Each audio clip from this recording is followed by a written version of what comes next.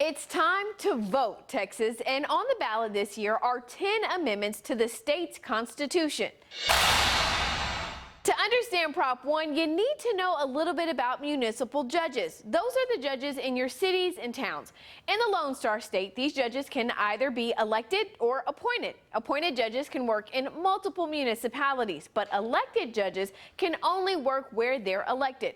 Prop 1 would change that. Voting for it would allow elected judges to serve where they're elected and in other municipalities.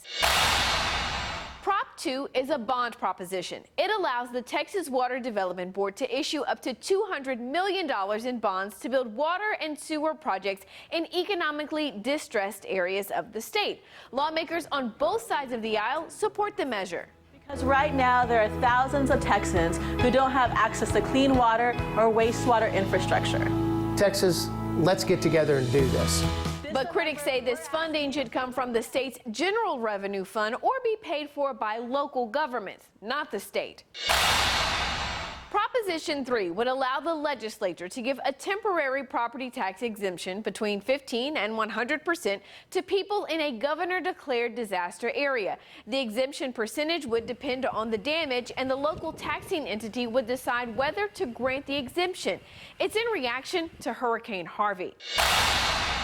Prop 4 is certain to get a lot of attention. It prohibits the state from implementing a state income tax. But there's something you should know.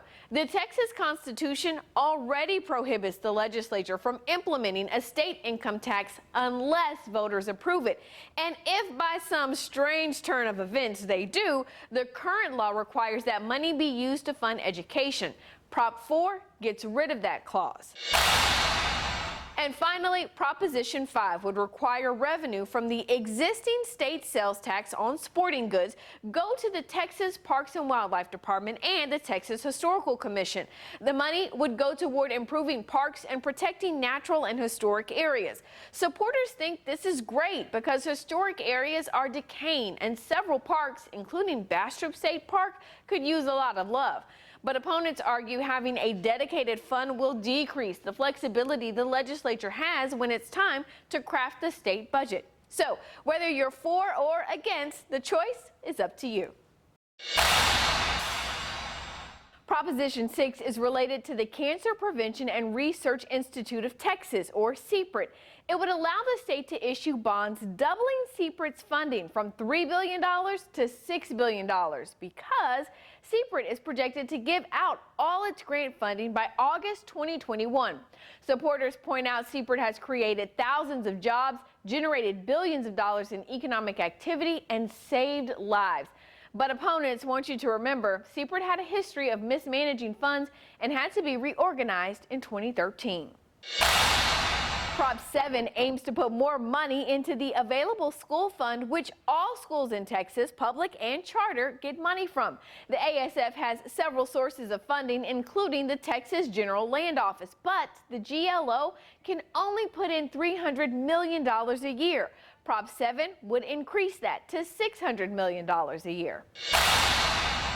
Prop 8 is in response to Hurricane Harvey. It creates a flood infrastructure fund to build flood control projects and help with flood mitigation plans, but it will be funded through the Rainy Day Fund. And opponents point out the Rainy Day Fund is supposed to be used for one-time expenses only, and this would be an ongoing cost. Proposition 9 could offer some peace of mind for all you precious metal owners out there. It would make precious metals held in precious metal depositories tax exempt. Now, some people say this is unnecessary because Texas counties don't enforce property taxes on precious metals. But lawmakers say local leaders could vote to change that. And other states don't tax precious metals. So this prop will make Texas more competitive. Finally, Prop 10. It will allow a law enforcement animal that's retiring to be transferred at no cost to the animal's handler or another qualified caretaker. Currently, officers have to pay a fee to adopt the retiring animals they work with. While many see this as common sense, some say the state could lose money by waiving those fees or not auctioning off the animals.